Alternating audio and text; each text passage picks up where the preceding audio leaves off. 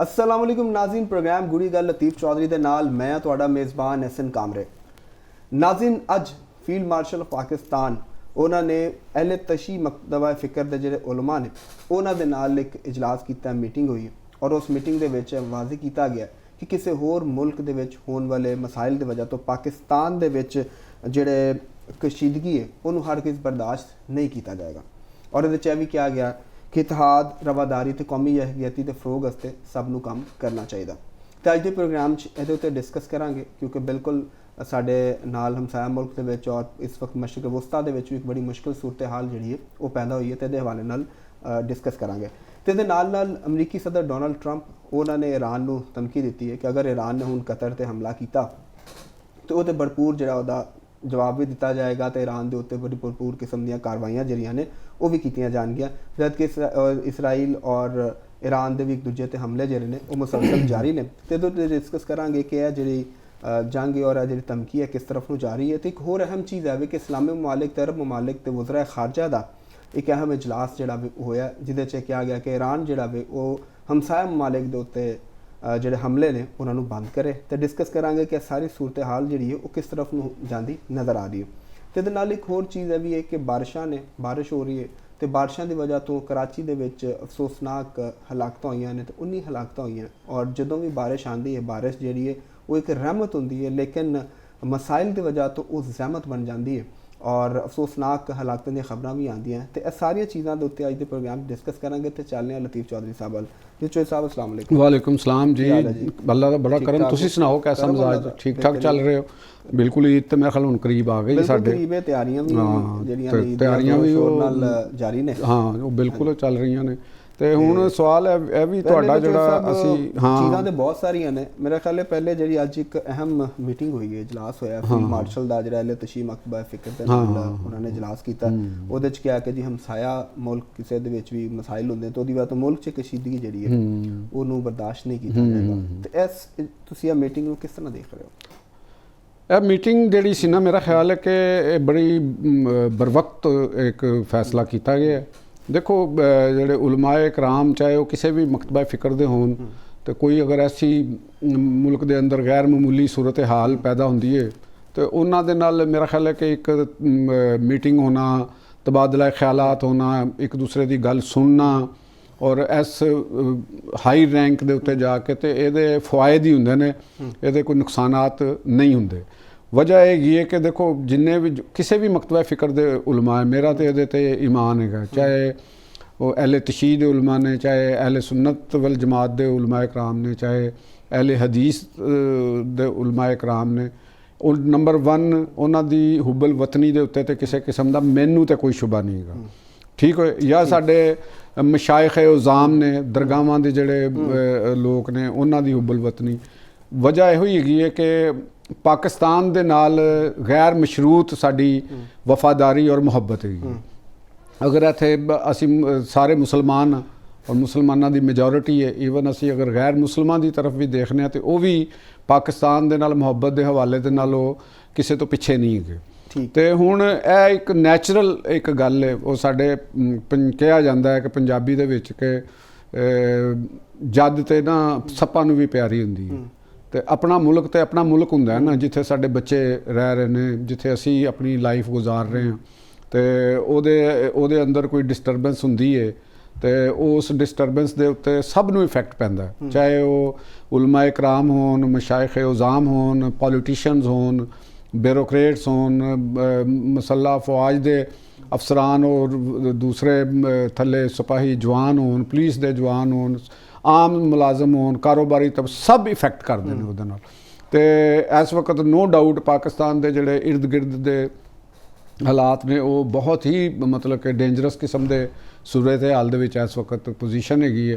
साडे north west के अंदर एक जंग की सूरत हाल है, एक तरफ साडे दहशतगर्दी का एक अफरीयत है, तो दूसरी तरफ अमरीका और इसराइल की जिहड़ी एक साडे हमसाया मुल्क और साडे मुसलमान मुल्क के उत्ते जिहड़ी एक नारवा किस्म की जिहड़ी उन्हां दे उत्ते जंग मुसलत की गई है, तो उहदे असरात ते आंदे ने। उहदे असरात पाकिस्तान ते ਆਣਾ ਇੱਕ ਲਾਜ਼ਮੀ ਅਮਰ ਹੁੰਦਾ ਹੈ। ਲਾਜ਼ਮੀ ਅਮਰ ਹੈ ਕਿ ਬਿਲਕੁਲ ਹਮਸਾਏ ਜਾਂ ਸੀ ਹਮਸਾਏ ਨੇ, ਫਿਰ ਸਾਡੇ ਇੱਕ ਤਾਲੁਕ ਰਿਸ਼ਤੇ ਹੋ ਜਾਣੇ ਨਾ, ਰਿਸ਼ਤੇ ਨੇ ਤੇ ਉਹਦੇ ਅੰਦਰ ਇੱਥੇ ਤਾਰੀਖੀ ਫਿਰ ਮਸਲਕੀ ਮਜ਼ਹਬੀ ਸਾਡੇ ਉੱਥੇ ਰਿਸ਼ਤੇ ਨੇ। ਫਿਰ ਕੁਛ ਸਾਡੀਆਂ ਉੱਥੇ ਖਾਸ ਤੌਰ ਤੇ ਈਰਾਨ ਦੇ ਵਿੱਚ ਸਾਡੀਆਂ ਦਰਗਾਹਾਂ ਨੇ, ਲੋਕ ਉੱਥੇ ਮਜ਼ਾਰਾਤ ਨੇ, ਉੱਥੇ ਜ਼ਿਆਰਤਾਂ ਨੇ, ਤੇ ਲੋਕ ਉੱਥੇ ਜਜ਼ਬਾਤ ਇੱਥੇ ਹੁੰਦੇ ਨੇ। ਤੇ ਲੇਕਿਨ ਉਹ बर वक्त ਇਹ ਗੱਲ ਔਰ ਇਸ ਕਿਸਮ ਦੀ ਜਦੋਂ ਸਿਚੁਏਸ਼ਨ ਹੁੰਦੀ ਹੈ ਤੇ ਕੁਝ ਸਰਪਸੰਦ ਲੋਕ ਜਿਹੜੇ ਹੁੰਦੇ ਨੇ, ਹਰ ਮੁਲਕ ਦੇ ਵਿੱਚ ਇਹੋ ਜਿਹੇ ਲੋਕ ਹੁੰਦੇ ਨੇ ਜਿਹੜੇ ਉਸ ਮੁਲਕ ਦੇ ਅੰਦਰ ਅਨਾਰਕੀ ਫੈਲਾਉਣਾ ਚਾਹੁੰਦੇ ਨੇ। ਕਿਸੇ ਵੀ ਮੁਲਕ ਦੇ ਅੰਦਰ ਤੁਸੀਂ ਦੁਨੀਆ ਦੇ ਵਿੱਚ ਤੁਸੀਂ ਦੇਖ ਲਓ ਕਿ ਜਿਸ ਵਕਤ ਇਰਾਕ ਦੇ ਅੰਦਰ ਸਦਾਮ ਰਜੀਮ ਜਿਸਲੇ ਉਹਦਾ ਡਾਊਨਫਾਲ ਹੋਇਆ, ਤੇ ਤੁਹਾਨੂੰ ਯਾਦ ਹੋਏਗਾ ਕਿ ਕਿਸ ਤਰ੍ਹਾਂ ਬਗਦਾਦ ਦੇ ਵਿੱਚ ਲੁੱਟਮਾਰ ਸ਼ੁਰੂ ਹੋ ਗਈ ਸੀ ਤੇ ਲੋਕਾਂ ਨੇ ਉਹਦੇ 'ਚ ਲੋਕ ਆਪਣੇ ਹੀ ਲੋਕਾਂ ਨੂੰ ਲੁੱਟਣਾ ਸ਼ੁਰੂ ਕਰਤਾ ਸੀ। ਫਿਰ ਇਹੋ ਜਿਹਾ ਹੀ ਵਾਕਿਆ ਇੱਕ ਕਾਬਲ ਦੇ ਅੰਦਰ ਇਹ ਹੋਇਆ ਸੀ, ਜਿਸ ਵਕਤ ਉੱਥੇ ਸ਼ਮਾਲੀ ਇਤਿਹਾਦ ਦੀਆਂ ਫੌਜਾਂ ਅੰਦਰ ਦਾਖਲ ਹੋਈਆਂ ਕਾਬਲ ਦੇ ਵਿੱਚ, ਤੇ ਦੂਸਰੀ ਤਰਫੋਂ ਦੀਗਰ ਇਤਿਹਾਦੀ ਜਮਾਤਾਂ ਦੀਆਂ ਫੌਜਾਂ ਜਿਹੜੇ ਉਹਨਾਂ ਦੇ ਮਲੀਸ਼ੀਆ ਸਨ, ਫੌਜਾਂ ਤੇ ਨਹੀਂ ਸੀ ਮਲੀਸ਼ੀਆ ਸਨ, ਉਹ ਐਂਟਰ ਹੋਈਆਂ ਤੇ ਉਹ ਮੁਜਾਹਿਦੀਨ ਦੇ ਜਿਹੜੇ ਡਿਫਰੈਂਟ ਗਰੁੱਪ ਸਨ ਜਿਹੜੇ ਪਹਿਲੇ ਸੋਵੀਅਤ ਯੂਨੀਅਨ ਦੇ ਖਿਲਾਫ ਤੇ ਅਫਗਾਨਿਸਤਾਨ ਦੀ ਜਿਹੜੀ ਇੱਕ ਕਮਿਊਨਿਸਟ ਰਜੀਮ ਸੀ ਤੇ ਉਹਨਾਂ ਦੇ ਖਿਲਾਫ ਜਿਹੜੇ ਮੁਤਹਿਦ ਹੋ ਕੇ ਲੜ ਰਹੇ ਸਨ, ਦਾएं ਬਾਜ਼ੂ ਦੀਆਂ ਜਿਹੜੀਆਂ ਗਰੁੱਪ ਸਨ, ਉਹ ਫਿਰ ਆਪਸ ਵਿੱਚ ਲੜ ਪਏ। ਤੇ ਉਸ ਦਾ ਰਿਜ਼ਲਟ ਕੀ ਹੋਇਆ ਕਿ ਕਾਬਲ ਦੇ ਵਿੱਚ ਲੁੱਟਮਾਰ ਕੀਤੀ ਗਈ। ਕਾਬਲ ਦੇ ਅੰਦਰ ਇੱਕ ਬੜੀ ਤਾਰੀਖੀ ਲੁੱਟਮਾਰ ਹੈ ਜਿਹੜੀ ਉਹ ਰਿਕਾਰਡ ਦਾ ਔਰ ਤਾਰੀਖ ਦਾ ਉਹ ਹਿੱਸਾ ਹੈ। ਉਹ ਤੁਸੀਂ ਵੀ ਕੋਈ ਜਾਂ ਸਾਡੇ ਸੁਣਨ ਵਾਲੇ ਜਿਹੜੇ ਨੇ ਔਰ ਦੇਖਣ ਵਾਲੇ ਜਿਹੜੇ ਨੇ, ਅਗਰ ਉਹ ਉਸ ਦੌਰ ਦੇ ਅਖਬਾਰਾਤ ਜਰਾਇਦ ਨੂੰ ਦੇਖਣ ਤੇ ਅਗਰ ਉਹ ਤੁਹਾਨੂੰ ਪਤਾ ਚੱਲ ਜਾਏਗਾ ਕਿ ਉਦੋਂ ਕੀ ਹੋਇਆ। ਠੀਕ ਹੋਇਆ ਜੀ। ਤੇ ਉਹਦੇ 'ਚ ਜ਼ਿਆਦਾ ਤਫਸੀਲ ਤੇ ਅਸੀਂ ਨਹੀਂ ਜਾਂਦੇ, ਲੇਕਿਨ ਗੱਲ ਦਾ ਮਕਸਦ ਮੇਰੀ ਦਾ ਕਹਿਣ ਦਾ ਸੀ ਕਿ ਜਿਸ ਵੇਲੇ ਕੋਈ ਮੁਸ਼ਕਲ ਹਾਲਾਤ ਹੁੰਦੇ ਨੇ ਤੇ ਉਸ ਵਕਤ ਸ਼ਰਪਸੰਦ ਅਨਾਸਰ ਜਿਹੜੇ ਹੁੰਦੇ ਨੇ ਸਾਡੀਆਂ ਆਪਣੀਆਂ ਸਫਾਂ ਦੇ ਵਿੱਚ ਵੀ ਮੌਜੂਦ ਹੁੰਦੇ ਨੇ। ਦੇਖੋ ਜਿਹੜਾ ਸ਼ਰਪਸੰਦ ਹੁੰਦਾ ਹੈ ਜਾਂ ਜਿਹੜਾ ਕ੍ਰਿਮੀਨਲ ਮਾਈਂਡ ਹੁੰਦਾ ਹੈ ਜਾਂ ਜਿਹੜਾ ਟੈਰਰਿਸਟ ਮਾਈਂਡ ਹੁੰਦਾ, ਕੋਈ ਵੀ ਉਹਨੂੰ ਤੁਸੀਂ ਨਾਂ ਦੇ ਲਓ, ਉਹ ਆਪਣੀ ਮੁਲਕ ਦੇ ਨਾਲ ਵਫਾਦਾਰ ਨਹੀਂ ਹੁੰਦੇ। ਠੀਕ ਹੈ ਨਾ, ਨਾ ਉਹ ਆਪਣੀ ਕੌਮ ਨਾਲ ਵਫਾਦਾਰ ਹੁੰਦੇ ਨੇ, ਨਾ ਉਹਨਾਂ ਦਾ ਕੋਈ ਦੀਨ, ਨਾ ਉਹਨਾਂ ਦਾ ਕੋਈ ਮਜ਼ਹਬ ਹੈ। ਉਹ ਮੌਕੇ ਦੀ ਤਲਾਸ਼ ਵਿੱਚ ਹੁੰਦੇ ਨੇ ਕਿ ਸਾਨੂੰ ਮੌਕਾ ਮਿਲੇ ਤੇ ਅਸੀਂ ਸ਼ਰੀਫ ਲੋਕਾਂ ਦੀਆਂ ਜਾਇਦਾਦਾਂ ਦੇ ਉੱਤੇ ਕਬਜ਼ੇ ਕਰੀਏ, ਸ਼ਰੀਫ ਲੋਕਾਂ ਦੇ ਜਾਂ ਅਮਨ ਪਸੰਦ ਲੋਕ ਜਿਹੜੇ ਹੁੰਦੇ ਨੇ ਉਹਨਾਂ ਦੇ ਘਰਾਂ ਨੂੰ ਲੁੱਟ ਲਈਏ, ਉਹਨਾਂ ਦੇ ਜਾਇਦਾਦਾਂ ਲੁੱਟ ਲਈਏ। ਤੇ ਇਹੋ ਜਿਹੇ ਅਲਮੀਏ ਨੇ। ਤੇ ਇਸ ਵਾਸਤੇ ਮੇਰਾ ਖਿਆਲ ਹੈਗਾ ਕਿ ਸਾਡੇ ਸਾਰੇ ਹੀ ਤਬਕਾਤ ਨੂੰ ਬੜੀ ਹੋਸ਼ਮੰਦੀ ਦਾ ਮੁਜ਼ਾਹਰਾ ਕਰਨਾ ਚਾਹੀਦਾ ਹੈ। ਚਾਹੇ ਉਹ ਅਹਿਲੇ ਇਲਮ ਦਾ ਇੱਕ ਤਬਕਾ ਹੈ, ਅਹਿਲੇ ਇਲਮ ਦੇ ਵਿੱਚ ਸਾਰੇ ਸਾਡੇ ਉਲਮਾਏ ਕਰਾਮ ਵੀ ਆ ਜਾਂਦੇ ਨੇ। ਇਕੱਲੇ ਇਹਦੇ 'ਚ ਮੈਂ ਇੱਕ ਇਹ ਗੱਲ ਕਹਿਣਾ ਚਾਹਾਂਗਾ ਕਿ ਆਪਣੇ ਜਿਹੜੇ ਉਲਮਾਏ ਕਰਾਮ ਨੇ, ਮੇਰਾ ਤਾਂ ਖਿਆਲ ਹੈਗਾ ਕਿ ਸਾਡੇ ਉਲਮਾਏ ਕਰਾਮ ਦੀ ਟੋਟਲ, ਮੇਰਾ ਤਾਂ ਖਿਆਲ ਜਿਹੜਾ ਮੇਰਾ ਇੱਕ ਆਉਂਦਾ ਹੈ, ਉਹਨਾਂ ਦਾ ਰੋਲ ਜਿਹੜਾ ਹੈਗਾ ਇਸ ਵਕਤ ਉਹ ਬਹੁਤ ਹੀ ਪੋਜ਼ਿਟਿਵ ਹੈ। ਇਸ ਵੇਲੇ ਮੁਫਤੀ ਤਕੀ ਉਸਮਾਨੀ ਸਾਹਿਬ ਹੋਣ ਜਾਂ ਜਿਹੜੇ ਦੂਸਰੇ ਈਵਨ ਮੈਂ ਜਿਹੜੇ ਅੱਜ ਇਜਲਾਸ ਦੇ ਵਿੱਚ ਜਿਹੜੇ ਲੋਕ ਸ਼ਰੀਕ ਸਨ, ਜਿਹੜੇ ਉਲਮਾਏ ਕਰਾਮ ਸਨ, ਉਹ ਸ਼ਰੀਕ ਸਨ, ਤੇ ਉਹਨਾਂ ਦੀ ਤਰਫੋਂ ਵੀ ਜਿਹੜੀ ਮੈਸੇਜ ਮੈਨੂੰ TV ਤੇ ਸੁਣਨ ਦਾ ਮੌਕਾ ਮਿਲਿਆ ਤੇ ਉਹ ਮੇਰੇ ਵਾਸਤੇ ਬੜੇ ਹੌਸਲਾ ਅਫਜ਼ਾ ਸਨ। ਔਰ ਉਹਨਾਂ ਨੇ ਸਭ ਨੇ ਇਹ ਗੱਲ ਕਹੀ ਕਿ ਸਾਡੇ ਵਾਸਤੇ ਪਾਕਿਸਤਾਨ ਦੀ ਸਾਲਮੀਅਤ ਇਹ ਸਭ ਤੋਂ ਅਵਲ ਚੀਜ਼ ਰੱਖਦੀ ਹੈ ਔਰ ਅਸੀਂ ਪਾਕਿਸਤਾਨ ਦੇ ਇਸ ਮੌਕੇ ਦੇ ਉੱਤੇ ਸਭ ਨੂੰ ਇਤਿਹਾਦ ਬਰਕਰਾਰ ਰੱਖੇ, ਉਹਨਾਂ ਦਾ ਮੈਸੇਜ ਸੀ। ਹੁਣ ਮੈਂ ਇਹ ਕਹਿਣਾ ਕਿ ਉਲਮਾ ਦਾ ਔਰ ਦਰਗਾਹ ਨਸ਼ੀਨਾਂ ਦਾ, ਜਿਹੜੇ ਸਾਡੇ ਬਜ਼ੁਰਗਾਨ ਦੀਨ ਦੇ ਵਾਰਸਾਨ ਨੇ, ਉਹਨਾਂ ਦਾ, ਔਰ ਅਹਿਲੇ ਇਲਮ ਦੀ ਜਦੋਂ ਮੈਂ ਗੱਲ ਕਰਨਾ, ਉਹਦੇ ਵਿੱਚ ਸਾਡੇ ਯੂਨੀਵਰਸਿਟੀਜ਼ ਦੇ ਉਸਾਜ਼ਾ ਇਕਰਾਮਜ਼ ਨੇ, ਪ੍ਰੋਫੈਸਰਸ ਨੇ, ਉਹਨਾਂ ਦੇ ਮੁਖਤਲਿਫ ਸ਼ੋਬਿਆਂ ਦੇ ਡੀਨਸ ਨੇ, ਉਹਦੇ ਨਾਲ ਨਾਲ ਫਿਰ ਸਾਡੇ ਜਿਹੜੇ ਸ਼ਾਇਰ ਨੇ, ਅਦੀਬ ਨੇ, ਨਕਾਦ ਨੇ, ਮਾਸ਼ਰੇ ਦੇ ਸਿਗਮੈਂਟ ਬੜੇ ਇੰਪੋਰਟੈਂਟ ਇਹ ਲੋਕ ਹੈ ਨੇ। ਔਰ ਥੋੜ੍ਹੇ ਨਹੀਂ ਪਾਕਿਸਤਾਨ 'ਚ, ਅਲਹਮਦੁਲਿਲਾ ਮੈਂ ਅਗਰ ਦੇਖਾਂ ਤੇ ਪਾਕਿਸਤਾਨ ਦੇ ਵਿੱਚ ਜਿੰਨੀਆਂ ਪ੍ਰਾਈਵੇਟ ਔਰ ਸਰਕਾਰੀ ਯੂਨੀਵਰਸਿਟੀਆਂ ਨੇ ਔਰ ਉਹਨਾਂ ਦੇ ਵਿੱਚ ਬੱਚਿਆਂ ਦੀਆਂ ਜਿੰਨੀਆਂ ਤਾਦਾਦ ਹੈ, ਅਗਰ ਅਸੀਂ ਇਹਨਾਂ ਨੂੰ ਇਕੱਠਾ ਕਰੀਏ ਤੇ ਬੜਾ ਵੱਡਾ ਇੱਕ ਐਲੀਮੈਂਟ ਹੁੰਦਾ ਹੈ। ਔਰ ਫਿਰ ਉਹਦੇ ਨਾਲ ਨਾਲ ਜਿਹੜੇ ਸਾਡੇ ਜਰਨਲਿਸਟ ਤਬਕਾ ਹੈ ਔਰ ख़ास ਤੌਰ ਦੇ ਉੱਤੇ ਜਿਹੜਾ ਸੋਸ਼ਲ ਮੀਡੀਆ ਦੇ ਉੱਤੇ ਤਬਕਾ ਹੈ, ਤੇ ਉਹਨਾਂ ਨੂੰ ਵੀ ਇੱਕ ਸੈਂਸ ਨੂੰ ਪ੍ਰਵੇਲ ਦੇ ਉੱਤੇ ਕਰਨਾ ਚਾਹੀਦਾ, ਜ਼ਿੰਮੇਦਾਰੀ ਦਾ ਮੁਜ਼ਾਹਰਾ ਕਰਨਾ ਚਾਹੀਦਾ, ਕਿਉਂਕਿ ਇਹ ਰੂਟੀਨ ਦੀ ਸਿਆਸੀ ਸਿਚੁਏਸ਼ਨ ਨਹੀਂ ਹੈ। ਸਾਨੂੰ ਇਹ ਮੱਦੇ ਨਜ਼ਰ ਰੱਖਣਾ ਚਾਹੀਦਾ। ਇਹਦੇ 'ਚ ਇੱਕ ਚੀਜ਼ ਸ਼ਾਮਿਲ ਕਰ ਲਓ ਕਿ ਜਿਸ ਤਰ੍ਹਾਂ ਹੁਣ ਇਜਲਾਸ ਹੋਇਆ, ਇਸ ਤਰ੍ਹਾਂ ਬਹੁਤ ਅਹਿਮ ਮੀਟਿੰਗਸ ਵੀ ਹੁੰਦੀਆਂ ਨੇ, ਲੋਕ ਬੈਠਦੇ ਨੇ, ਡਿਸਕਸ ਵੀ ਕਰਦੇ ਨੇ, ਲੇਕਿਨ ਜਦੋਂ ਸੋਸ਼ਲ ਮੀਡੀਆ ਤੇ ਕੋਈ ਵੇਵ ਚੱਲਦੀ, ਕੋਈ ਨੈਰੇਟਿਵ ਆਉਂਦਾ ਹੈ ਤੇ ਇਹ ਸਾਰੀਆਂ ਚੀਜ਼ਾਂ ਜਿਹੜੀਆਂ ਨੇ ਉਹ ਬਹੁਤ ਥੱਲੇ ਰਹਿ ਜਾਂਦੀਆਂ ਨੇ, ਔਰ ਉਹ ਜਿਹੜਾ ਇੱਕ ਪ੍ਰੋਪੇਗੈਂਡਾ ਹੁੰਦਾ ਹੈ ਜਾਂ ਜਿਹੜੀ ਵੀ ਤੁਸੀਂ ਮਿਸ ਇਨਫੋਰਮੇਸ਼ਨ ਕਹਿ ਲਓ, ਜੋ ਵੀ ਇਹਨੂੰ ਕਹਿ ਸਕਦੇ ਸੀ, ਉਹ ਜ਼ਿਆਦਾ ਲੋਕਾਂ ਤੱਕ ਪਹੁੰਚਦਾ ਵੀ, ਉਹਦੀ ਰੀਚ ਵੀ ਜ਼ਿਆਦਾ ਹੁੰਦੀ ਹੈ। ਤੇ ਇਹਨੂੰ ਟੈਕਲ ਕਰਨ ਵਾਸਤੇ ਰਿਆਸਤ ਨੂੰ ਕੀ ਕਰਨਾ ਚਾਹੀਦਾ? ਇਹਦੇ 'ਚ ਮੇਰਾ ਖਿਆਲ ਹੈਗਾ ਕਿ ਦੇਖੋ ਇਹ ਜਿਹੜਾ ਸੋਸ਼ਲ ਮੀਡੀਆ ਦੇ ਉੱਤੇ ਜੋ ਪ੍ਰੋਪੇਗੈਂਡਾ ਹੁੰਦਾ ਹੈ, ਇਹਦੇ 'ਚ ਪਾਕਿਸਤਾਨ ਹੀ ਨਹੀਂ, ਇਹ ਪੂਰੀ ਦੁਨੀਆ ਦਾ ਵਿੱਚ ਇੱਕ ਫੈਨੋਮੇਨਾ ਵੱਧ ਰਿਹਾ। ਮੁਖਤਲਿਫ ਕਿਸਮ ਦੇ ਜਿਹੜੇ ਐਸੇ ਗਰੋਹ ਨੇ, ਐਸੇ ਮਤਲਬ ਕਿ ਕਲਟ ਨੇ ਜਿਹੜੇ ਆਪਣੇ ਵੈਸਟਡ ਇੰਟਰਸਟ ਦੀ ਖਾਤਰ ਸੋਸ਼ਲ ਮੀਡੀਆ ਨੂੰ ਆਪਣੇ ਮਕਾਸਦ ਵਾਸਤੇ ਇਸਤੇਮਾਲ ਕਰਦੇ ਨੇ। ਕਈ ਸੋਸ਼ਲ ਮੀਡੀਆ ਦੇ ਉੱਤੇ ਲੋਕਾਂ ਨੇ ਇੱਕ ਮਕਸਦ ਹੁੰਦਾ ਇੱਕ ਕਿਓਸ ਫੈਲਾਉਣਾ, ਦੂਸਰਾ ਸਾਈਕੋਲੋਜੀਕਲ ਇੱਕ ਵਾਰਫੇਅਰ ਦਾ ਇੱਕ ਇੰਸਟਰੂਮੈਂਟ ਵੀ ਸੋਸ਼ਲ ਮੀਡੀਆ ਬੜਾ ਇੰਪੋਰਟੈਂਟ ਹੈਗਾ ਜੀ। ਉਹਦਾ ਮਕਸਦ ਨੈਰੇਟਿਵ ਇਹ ਬਿਲਡ ਕਰਨਾ ਹੁੰਦਾ ਕਿ ਇੱਕ ਮਾਯੂਸੀ ਦਾ ਇੱਕ ਨੈਰੇਟਿਵ ਬਣਾਉਣਾ, ਮਤਲਬ ਲੋਕਾਂ ਦੇ ਵਿੱਚ ਇਹ ਬਾਵਰ ਕਰਾਉਣਾ ਕਿ ਦੇਖੋ ਜੀ ਪਾਕਿਸਤਾਨ ਦੇ ਵਿੱਚ ਤਾਂ ਕੁਛ ਵੀ ਨਹੀਂ, ਪਾਕਿਸਤਾਨ ਦੀ ਇਕਨੋਮੀ ਬਹੁਤ ਖਰਾਬ ਹੈ, ਇਹ ਦੇਖੋ ਇਰਦ ਗਿਰਦ ਲੜਾਈ ਲੱਗੀ ਹੈ ਤੇ ਇੱਥੇ ਤਾਂ ਕੁਛ ਵੀ ਨਹੀਂ ਜੇ ਹੋਣਾ, ਇੱਥੇ ਦੇਖਣਾ ਕੀ ਬਣ ਜਾਣਾ, ਇੱਥੇ ਪੈਟਰੋਲ ਨਹੀਂ ਲੱਭਣਾ, ਇੱਥੇ ਚੀਨੀ ਨਹੀਂ ਮਿਲਣੀ। ਯਾਨੀ ਇਹ ਇੱਕ ਸਿਚੁਏਸ਼ਨ ਹੁੰਦੀ ਹੈ ਨਾ, ਤੇ ਉਸ ਸਿਚੁਏਸ਼ਨ ਦੀ ਇੱਕ ਐਂਗਲ ਨੂੰ ਬਣਾਉਣਾ ਹੁੰਦਾ ਤੇ ਇਹ ਸੋਸ਼ਲ ਮੀਡੀਆ ਦੇ ਕੁਝ ਇੰਟਰਸਟ ਜਿਹੜੇ ਲੋਕਾਂ ਦੇ ਵੈਸਟਡ ਇੰਟਰਸਟ ਹੁੰਦੇ ਉਹ ਥੋੜ੍ਹੇ ਨੇ, ਲੇਕਿਨ ਉਹ ਸੋਸ਼ਲ ਮੀਡੀਆ ਦੇ ਜ਼ਰੀਏ ਜਦੋਂ ਉਹਨਾਂ ਦਾ ਨੈਰੇਟਿਵ ਆਉਂਦਾ ਤੇ ਉਹ ਕਿਉਂਕਿ ਹਰ ਬੰਦੇ ਕੋਲ ਮੋਬਾਈਲ ਹੈ, ਹਰ ਬੰਦੇ ਦੇ ਕੋਲ ਕੰਪਿਊਟਰ ਹੈ, ਪਾਕਿਸਤਾਨ ਦੇ ਅੰਦਰ ਤੇ ਬਹੁਤ ਚੀਜ਼ਾਂ ਨੇ ਤੇ ਉਹ ਪਹੁੰਚਦਾ, ਉਹਦੀ ਰੀਚ ਜ਼ਿਆਦਾ। ਉਹਦਾ ਟੈਕਲ ਕਰਨ ਦਾ ਵੀ ਤਰੀਕਾ ਹੈ ਕਿ ਜਿੰਨੀ ਉਹ ਰੀਚ ਹੈ ਉਨੀ ਹੀ ਉਹਦੇ ਐਂਟੀ ਵੀ ਰੀਚ ਹੋਣੀ ਚਾਹੀਦੀ। ਮਤਲਬ ਕਾਊਂਟਰ ਨੈਰੇਟਿਵ ਜਿਹੜਾ ਕਾਊਂਟਰ ਨੈਰੇਟਿਵ, ਲੇਕਿਨ ਉਹਦੇ 'ਚ ਸਾਨੂੰ ਕਮਜ਼ੋਰੀਆਂ ਉਹਦੇ 'ਚ ਨਜ਼ਰ ਆਉਂਦੀਆਂ ਨੇ। ਅਗਰ ਅਸੀਂ ਮੁਸ਼ਾਹਿਦਾ ਕਰਨੇ ਆ ਕਿ ਉਹਦੇ 'ਚ ਸਾਨੂੰ ਜਿਹੜਾ ਇਹਦੇ ਤਰਫ ਵੀ ਤਵੱਜਾ ਬਹੁਤ ਜ਼ਰੂਰੀ ਹੈ, ਗਵਰਨਮੈਂਟ ਸੈਕਟਰ ਦੇ ਉੱਤੇ ਵੀ ਔਰ ਪੋਲੀਟੀਕਲ ਪਾਰਟੀਆਂ ਦੇ ਉੱਤੇ ਵੀ ਖਾਸ ਤੌਰ ਤੇ। ਤੁਸੀਂ ਥੋੜੀ ਦੇਰ ਪਹਿਲੇ ਵੀ ਗੱਲ ਕੀਤੀ ਨਾ, ਸਿਆਸੀ ਜਮਾਤਾਂ ਦੀ ਅਹਿਮ, ਐਕੈਡਮੀਆ ਦਾ ਰੋਲ ਵੀ ਬੜਾ ਅਹਿਮ ਹੋ ਜਾਂਦਾ ਹੈ। ਹਾਂ, ਦੱਸੋ ਕਿਸ ਤਰ੍ਹਾਂ? ਉੱਥੇ ਜਿਹੜੇ ਬੱਚਿਆਂ ਦੀ ਸਾਰੀ ਯੂਥ ਦੀ ਤਾਦਾਦ ਉੱਥੇ ਜ਼ਿਆਦਾ ਹੈ। ਹਾਂ, ਕਿਉਂਕਿ ਤੁਸੀਂ ਯੂਥ ਨਾਲ ਤਾਲੁਕ ਹੈ, ਤੁਸੀਂ ਜ਼ਰਾ ਦੱਸੋ ਨਾ, ਤੁਸੀਂ ਵੀ ਜ਼ਰਾ ਵਜ਼ਾਹਤ ਕਰੋ ਕੀ ਕਰਨਾ ਚਾਹੁੰਦੇ। ਉੱਥੇ ਯੂਨੀਵਰਸਿਟੀਆਂ ਦੇ ਵਿੱਚ ਜਿਹੜੇ ਨੇ ਉਹ ਪੂਰੇ ਮੁਲਕ ਤੋਂ ਲੋਕ ਆਉਂਦੇ ਨੇ, ਗਾਉਂ ਦੇ ਹਾਤਾਂ ਤੋਂ ਵੀ ਲੋਕ ਪੜ੍ਹਨ ਆਉਂਦੇ ਨੇ।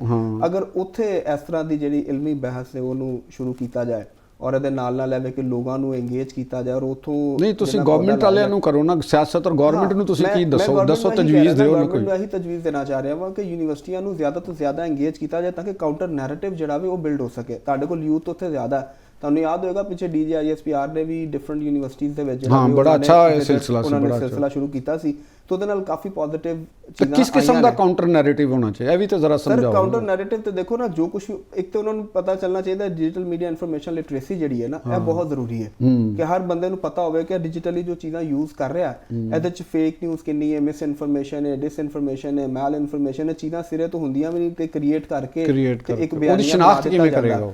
ਉਹਦੀ ਸ਼ਨਾਖਤ ਹੈ ਡਿਫਰੈਂਟ ਇੱਕ ਤਾਂ ਟੂਲਸ ਨੇ, ਫਿਰ ਇਹ ਵੀ ਕ੍ਰਾਸ ਵੈਰੀਫਾਈ ਹੋਣਾ ਚਾਹੀਦਾ ਕਿ ਅਗਰ ਤੁਹਾਡੇ ਕੋਲ ਕੋਈ ਇਨਫੋਰਮੇਸ਼ਨ ਆਈ ਹੈ ਉਹਨੂੰ ਕ੍ਰਾਸ ਚੈੱਕ ਕਰ ਲਓ, ਠੀਕ ਹੈ। ਇਸ ਤਰ੍ਹਾਂ ਦੇ ਡਿਫਰੈਂਟ ਹੁਣ ਇੱਕ ਹੋਰ ਇੱਕ ਅਹਿਮ ਚੀਜ਼ ਹੈ, ਬਲਕਿ ਮੈਂ ਇੱਥੇ ਪੈਗਾਮ ਦੇਣਾ ਚਾਹਾਂਗਾ, ਮੈਂ ਉਹਦੀ ਜਿਹੜੇ ਨਾਲ ਸ਼ਿਕਾਇਤ ਵੀ ਕੀਤੀ ਹੈ। ਗਵਰਨਮੈਂਟ ਆਫ ਪੰਜਾਬ ਦੇ ਨਾਂ ਤੋਂ ਇੱਕ ਪੋਰਟਲ ਬਣਿਆ ਜਿਹੜੇ ਉੱਤੇ ਮੁxtਲਿਫ ਸਕੀਮਸ ਜਿਹੜੀਆਂ ਨੇ ਉਹ ਗਵਰਨਮੈਂਟ ਦੀਆਂ ਦਿੱਤੀਆਂ ਜਾ ਰਹੀਆਂ, ਔਰ ਉੱਥੇ ਉਹਨਾਂ ਨੇ ਬਕਾਇਦਾ ਰਜਿਸਟ੍ਰੇਸ਼ਨ ਦਾ ਬਣਾਇਆ। ਉਹਦੇ ਜਦੋਂ ਡਿਸਕਲੇਮਰ ਦੇ ਵਿੱਚ ਜਾ ਕੇ ਚੈੱਕ ਕਰਨੇ ਆ ਤਾਂ ਉੱਥੇ ਪਤਾ ਚੱਲਦਾ ਉਹਨਾਂ ਲਿਖਿਆ ਹੈ ਕਿ ਇਹ ਗਵਰਨਮੈਂਟ ਦੀ ਆਫੀਸ਼ੀਅਲ ਵੈਬਸਾਈਟ ਨਹੀਂ ਹੈ, ਅਸੀਂ ਸਿਰਫ ਪੋਰਟਲ ਬਣਾਇਆ। ਯਾਨੀ ਪੰਜਾਬ ਗਵਰਨਮੈਂਟ ਪੋਰਟਲ ਦੇ ਨਾਂ ਤੋਂ ਕੋਈ ਪ੍ਰਾਈਵੇਟ ਕੰਮ ਕਿਸ ਤਰ੍ਹਾਂ ਕਰ ਸਕਦਾ। ਔਰ ਉਹਦਾ ਫਿਰ ਇਹ ਵੀ ਹੁੰਦਾ ਹੈ ਕਿ ਅਸੀਂ ਜਦੋਂ ਲੋਕਾਂ ਨੂੰ ਦੱਸਦੇ ਹਾਂ ਕਿ ਇਹ ਕਹਿੰਦੇ ਆ ਕਿ ਜਦੋਂ ਤੁਸੀਂ ਵੈਬਸਾਈਟ ਕੋਈ ਇਨਫੋਰਮੇਸ਼ਨ ਆਈ ਵੈਬਸਾਈਟ ਦੇਖੋ, ਅਗਰ ਉਹ ਗਵਰਨਮੈਂਟ ਦੀ ਵੈਬਸਾਈਟ ਹੈ ਤੇ .com PK ਨਹੀਂ ਹੋਏਗੀ, ਉਹਦੇ GOV ਲਿਖਿਆ ਹੋਏਗਾ ਲਾਜ਼ਮੀ ਤੌਰ ਤੇ ਗਵਰਨਮੈਂਟ ਦੀ ਵੈਬਸਾਈਟ। ਤੇ ਇਸ ਤਰ੍ਹਾਂ ਛੋਟੀ ਛੋਟੀ ਚੀਜ਼ਾਂ ਨੇ ਜਿਹਦੇ ਨਾਲ ਲੋਕਾਂ ਨੂੰ ਦੱਸਿਆ ਜਾਂਦਾ ਤਾਂ ਕਿ ਉਹਨਾਂ ਨੂੰ ਪਤਾ ਚੱਲ ਸਕੇ ਕਿ ਉਹ ਇਨਫੋਰਮੇਸ਼ਨ ਕਿਸ ਤਰ੍ਹਾਂ ਵੈਰੀਫਾਈ ਕਰ ਸਕਦੇ ਨੇ। ਫਿਰ ਇੱਕ ਤੋਂ ਜ਼ਿਆਦਾ ਪਲੇਟਫਾਰਮਸ ਤੋਂ ਵੈਰੀਫਾਈ ਕਰੋ, ਕ੍ਰਾਸ ਵੈਰੀਫਾਈ ਉਹਨੂੰ ਕਰਨਾ ਜ਼ਰੂਰੀ ਹੈ। ਇਹ ਤੇ ਸਾਡੀ ਦੇਖੋ ਨਾ ਲਾਜ਼ਮੀ ਤਰਬੀਅਤ ਸ਼ਾਮਲ ਹੈ ਕਿ ਤੁਹਾਡੇ ਤੱਕ ਇਨਫੋਰਮੇਸ਼ਨ ਹੋਣੀ ਚਾਹੀਦੀ ਹੈ, ਠੀਕ ਹੈ, ਉਹਨੂੰ ਤੁਸੀਂ ਵੈਰੀਫਾਈ ਕਰਕੇ ਫਿਰ ਅੱਗੇ ਫੈਲਾਓ। ਤੇ ਤੁਸੀਂ ਬਹੁਤ ਇੰਪੋਰਟੈਂਟ ਗੱਲਾਂ ਦੱਸੀਆਂ ਨਾ। ਮੇਰਾ ਵੀ ਇਹਦੇ 'ਚ ਇਹ ਕਹਿਣਾ ਹੋਏਗਾ ਗਵਰਨਮੈਂਟ ਆਫ ਪੰਜਾਬ ਦੀ ਤਰਫੋਂ ਗਵਰਨਮੈਂਟ ਲੈਵਲ ਦੇ ਉੱਤੇ ਵੀ ਇਹਨਾਂ ਦੇ ਉੱਤੇ ਬਹੁਤ ਜ਼ਿਆਦਾ ਤਵੱਜਾ ਕਰਨੀ ਚਾਹੀਦੀ, ਔਰ ਖਾਸ ਤੌਰ 'ਤੇ ਜਿਹੜਾ ਸਿਸਟਮ ਹੈਗਾ ਨਾ, ਗਵਰਨਮੈਂਟ ਦਾ ਕੰਮ ਇਹ ਹੁੰਦਾ ਹੈ, ਚਾਹੇ ਫੈਡਰਲ ਗਵਰਨਮੈਂਟ ਹੈ, ਚਾਹੇ ਪੰਜਾਬ ਗਵਰਨਮੈਂਟ ਹੈ, ਜਾਂ ਸਿੰਧ ਦੀ ਹੁਕੂਮਤ ਹੈ, ਜਾਂ ਕੋਈ ਵੀ, ਉਹਨਾਂ ਦਾ ਕੰਮ ਹੈ ਜਿਹੜੀ ਉਹਨਾਂ ਦੇ ਅੰਡਰ ਮਸ਼ੀਨਰੀ ਕੰਮ ਕਰ ਰਹੀ ਹੈ, ਬਿਊਰੋਕਰੇਟਸ ਨੇ, ਮੁxtਲਿਫ ਪਲੈਨਰਸ ਨੇ, ਉਹਨਾਂ ਦੀ ਵੀ ਨਿਗਰਾਨੀ ਕੀਤੀ ਜਾਏ ਕਿ ਇਹ ਲੋਕ ਕਿੱਥੇ ਲਿੰਕ ਨੇ ਜਾਂ ਇਹ ਕੀ ਕਰ ਰਹੇ ਨੇ, ਇਹਨਾਂ ਦਾ ਇੰਟੈਂਸ਼ਨ ਕੀ ਹੈ, ਇਹਨਾਂ ਦੀ ਅਖਲਾਕੀ ਤਰਬੀਅਤ ਕਿੰਨੀ ਕਿ ਇਹਨਾਂ ਦੀ ਆਪਣੀ ਦੂਸਰੀ ਪ੍ਰੋਫੈਸ਼ਨਲ ਤਰਬੀਅਤ ਕਿੰਨਾ ਦੀ ਹੈ। ਇਹਨਾਂ ਦਾ ਚੈੱਕ ਐਂਡ ਬੈਲੈਂਸ ਨਹੀਂ ਜਦ ਤੱਕ ਕਰੋਗੇ ਤੇ ਸਿਸਟਮ ਦੇ ਅੰਦਰੋਂ ਤੁਹਾਨੂੰ ਪੰਜਾਬੀ ਜਿਹੜਾ ਕਹਿੰਦੇ ਨੇ ਦਾ ਮਾਰਦੇ ਰਹਿਣਗੇ, ਜਿਹੜੀਆਂ ਨੈਗੇਟਿਵ ਕੁਵਤਾਂ ਨੇ ਜਿਹੜੀਆਂ ਇਸ ਮੁਲਕ ਨੂੰ ਡੈਮੇਜ ਕਰਨਾ ਚਾਹੁੰਦੀਆਂ ਨੇ, ਇਸ ਮੁਲਕ ਦੇ ਸਿਸਟਮ ਨੂੰ ਇਸਤੇਮਾਲ ਕਰਕੇ ਉਸ ਸਿਸਟਮ ਨੂੰ ਇਨਫਲੂਐਂਸ ਕਰਦੀਆਂ ਨੇ, ਉਹਨਾਂ ਦਾ ਵੀ ਇੱਕ ਬੜਾ ਇਹ ਰੋਲ ਹੈਗਾ। ਹੁਣ ਇਹ ਤੁਹਾਡੀ ਗੱਲ ਤੋਂ ਮੈਂ ਅੱਗੇ ਵਧਾਵਾਂਗੇ, ਅਸੀਂ ਆ ਗਏ ਸੀ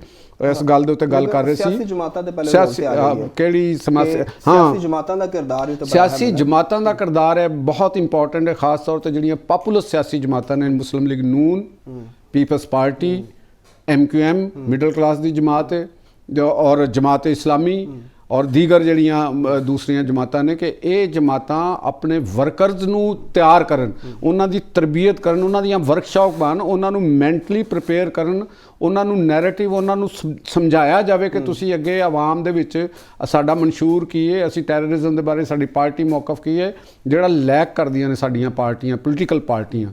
ਪੋਲੀਟੀਕਲ ਪਾਰਟੀ ਦਾ ਮਤਲਬ ਸਿਰਫ ਆਪਣੀ ਲੀਡਰਸ਼ਿਪ ਦੀ ਵਾਰਸ਼ਿਪ ਨਹੀਂ ਕਰਨੀ।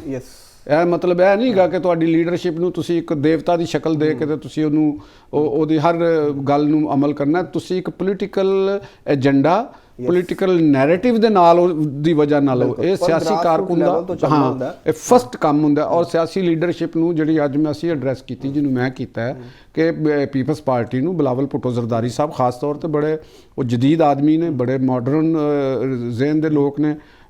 मोहतरमा मरियम नवाज साहबा ਜਿਹੜੀਆਂ ਨੇ ਉਹ ਵੀ ਬੜੀ ਇੱਕ ਅੱਜ ਦੇ ਦੌਰ ਦੇ ਵਿੱਚ ਉਹਨਾਂ ਦਾ ਬੜਾ ਇੱਕ ਹਵਾਲੇ ਨਾਲ ਕ੍ਰੈਡਿਟ ਹੈ। ਔਰ ਦੀਗਰ ਜਿਹੜੀਆਂ ਪਾਰਟੀਆਂ ਨੇ ਉਹ ਆਪਣੇ ਆਪਣੇ ਵਿੰਗ ਬਣਾਉਣ, ਆਪਣੇ ਕਾਰਕੁਨਾਂ ਦੀ ਤਰਬੀਤਾਂ ਕਰਨ, ਤਨਜ਼ੀਮ ਸਾਜ਼ੀਆਂ ਕਰਨ ਔਰ ਗਵਰਨਮੈਂਟ ਤੋਂ ਅਲੱਗ ਆਪਣੇ ਸਿਆਸੀ ਅਹੁਦੇ ਕਰਨ ਤਾਂ ਕਿ ਉਹ ਪੋਲੀਟੀਕਲ ਪਾਰਟੀ ਦੇ ਤੌਰ ਤੇ ਐਕਟ ਕਰੇ। ਹਾਂ ਬਿਲਕੁਲ ਪੂਰਾ ਸਟਰਕਚਰ ਹੋਵੇ ਨਾ, ਕੋਈ ਸ਼ੈਡੋ ਕੈਬਨਿਟ ਕੋਈ ਨਹੀਂ, ਬਿਲਕੁਲ ਥੱਲੇ ਗ੍ਰਾਸ ਰੂਟ ਲੈਵਲ ਦੇ ਉੱਤੇ ਲੋਕਲ ਬਾਡੀਜ਼ ਦਾ ਸਿਸਟਮ ਨਹੀਂ ਹੈ ਕਿ ਆਮ ਆਦਮੀ ਕਨੈਕਟ ਹੀ ਨਹੀਂ ਹੈਗਾ। ਬਿਲਕੁਲ। ਔਰ ਜਿਸ ਤਰ੍ਹਾਂ ਦਾ ਸਾਡੇ ਆਰਮੀ ਚੀਫ ਨੇ, ਫੀਲਡ ਮਾਰਸ਼ਲ ਸਾਹਿਬ ਨੇ ਜੋ ਸਟੈਪ ਲਿਆ, ਇਹ ਆਸਫ ਜ਼ਰਦਾਰੀ ਸਾਹਿਬ ਵੀ ਲੈਣ, ਮੀਆਂ ਨਵਾਜ਼ ਸ਼ਰੀਫ ਜੀ ਵੀ ਲੈਣ ਔਰ ਸਾਰੇ ਜਿੰਨੇ ਗਵਰਨਮੈਂਟ ਦੇ ਅਹੁਦੇਦਾਰ ਨੇ ਉਹ ਵੀ ਲੈਣ ਔਰ ਪੋਲੀਟੀਕਲ ਕਿਆਦਤ ਵੀ ਬੈਠੇ ਔਰ ਉਲਮਾ ਨੂੰ, ਅਹਿਲੇ ਇਲਮ ਨੂੰ ਇੱਕ ਪੂਰੀ ਤਰੀਕੇ ਨਾਲ ਮੁਤਹਿਦ ਕਰਨ ਤਾਂ ਕਿ ਪਾਕਿਸਤਾਨ ਜਿਹੜਾ ਹੈ ਨਾ ਉਹ ਮੁਸ਼ਕਲ ਹਾਲਾਤ ਵਿੱਚੋਂ ਨਿਕਲ ਜਾਏ। ਠੀਕ ਹੋ ਗਿਆ ਜੋ ਸਾਹਿਬ, ਬਹੁਤ ਬਿਹਤਰੀਨ ਬਲਕਿ ਸੁਜੈਸ਼ਨਸ ਤੋਂ ਭਰਪੂਰ ਜਿਹੜਾ ਵੇ ਸੈਗਮੈਂਟ ਹੋ ਗਿਆ। ਨਾਜ਼ਰੀਨ ਪ੍ਰੋਗਰਾਮ 'ਚ ਵਕਤ ਹੈ ਬ੍ਰੇਕ ਦਾ। ਬ੍ਰੇਕ ਤੋਂ ਬਾਅਦ ਜਦੋਂ ਵਾਪਸ ਆਵਾਂਗੇ ਤੇ ਈਰਾਨ ਦੀ ਸੂਰਤ ਹਾਲ ਉੱਤੇ ਗੱਲ ਕਰਾਂਗੇ। ਸਾਡੇ ਨਾਲ ਜੁੜੇ ਰਹੋ।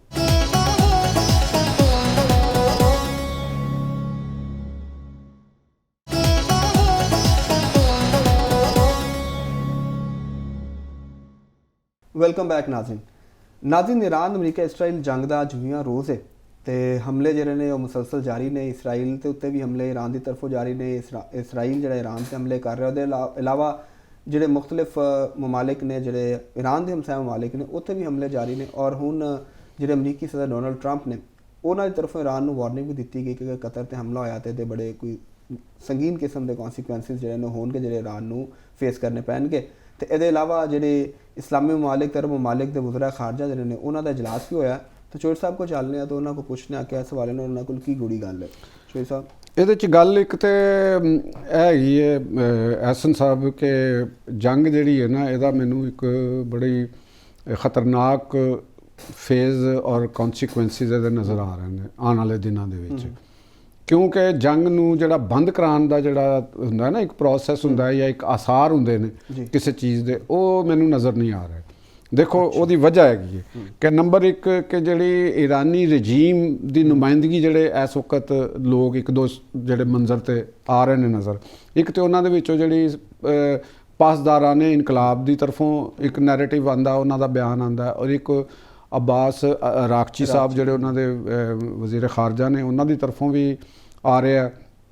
ਤੇ ਹੁਣ ਜਿਸ ਵੇਲੇ ਉਹਨਾਂ ਦੇ ਉਹ ਜਿਹੜੇ ਲਾਰੀ ਜਾਨੀ ਦੀ ਸ਼ਹਾਦਤ ਤੋਂ ਬਾਅਦ ਜਿਸ ਤਰ੍ਹਾਂ ਦੀ ਸਿਚੁਏਸ਼ਨ ਹੋ ਗਈ ਹੈ ਤੇ ਈਰਾਨ ਰਜੀਮ ਵਾਸਤੇ ਜੰਗ ਬੰਦ ਕਰਨਾ ਜਿਹੜਾ ਨਾ ਉਹ ਬਹੁਤ ਹੀ ਇੱਕ ਹਜ਼ੀਮਤ ਵਾਲਾ ਕੰਮ ਨਜ਼ਰ ਆਉਂਦਾ ਤੇ ਜਿਹਦੇ ਵਾਸਤੇ ਉਹ ਤਿਆਰ ਮੈਨੂੰ ਨਹੀਂ ਲੱਗਦਾ ਕਿ ਉਹ ਹੋਣਗੇ। ਹੁਣ ਦੂਸਰੀ ਗੱਲ ਆ ਜਾਓ ਕਿ ਆਪਣੇ ਤੌਰ ਤੇ ਉਹ ਤਿਆਰ ਹੋਣਗੇ। ਠੀਕ ਹੈ। ਹੁਣ ਸਭ ਇੱਥੇ ਤੁਸੀਂ ਇਹ ਦੇਖੋ ਕਿ ਲਾਰੀ ਜਾਨੀ ਸਾਹਿਬ ਦੀ ਸ਼ਖਸੀਅਤ ਦੇ ਵੀ ਅਗਰ ਤੁਸੀਂ ਕੋਈ ਲਾਰੀ ਜਾਨੀ ਸਾਹਿਬ ਦੀ ਸ਼ਖਸੀਅਤ ਦੇ ਹਵਾਲੇ ਨਾਲ ਮੈਂ ਤੁਹਾਨੂੰ ਦੱਸਣਾ ਚਾਹਾਂਗਾ ਕਿ is a very important personality in Islamic revolutionary ਜਿਹੜੀ ਕ੍ਰੀਡ ਸੀ ਉਹਨਾਂ ਦੇ ਵਿੱਚ, ਉਹਨਾਂ ਦਾ ਉਹ ਬੜੇ ਥਰੂ ਆਊਟ ਇਸਲਾਮਿਕ ਇਨਕਲਾਬ ਦੇ ਨਾਲ ਰਹੇ ਨੇ ਔਰ ਉਹ ਨਜਫ 'ਚ ਪੈਦਾ ਹੋਏ ਸਨ ਔਰ ਉਹਨਾਂ ਨੂੰ ਇਹ ਕਹਿੰਦੇ ਸਨ ਮਾਜ਼ੰਦਰਾਨੀ। ਮਾਜ਼ੰਦਰਾਨ ਜਿਹੜਾ ਉਹਨਾਂ ਦਾ ਵਤਨ ਸੀ ਔਰ ਮਾਜ਼ੰਦਰਾਨੀ ਉਹ ਲੋਕਾਂ ਨੂੰ ਕਿਹਾ ਜਾਂਦਾ ਜਿਹੜੇ ਕਦੀਮ ਈਰਾਨ ਦੇ ਬਸ਼ਿੰਦੇ ਸਨ। ਉਹਨਾਂ ਦਾ ਨਾਮ ਦੇ ਉੱਤੇ ਇਹ ਕੌਮ ਜਾਂ ਇਹ ਨਸਲ ਇਹ ਚਲੀ ਆ ਰਹੀ ਹੈ, ਤੇ ਯਾਨੀ ਉਹਨਾਂ ਦੀ ਇੱਕ ਈਰਾਨੀਅਤ ਦਾ ਹੋਣਾ ਤੇ ਸ਼ੱਕੋ ਸ਼ੁਬੇ ਤੋਂ ਵੈਸੇ ਹੀ ਬਾਲਾਤਰ ਸੀ।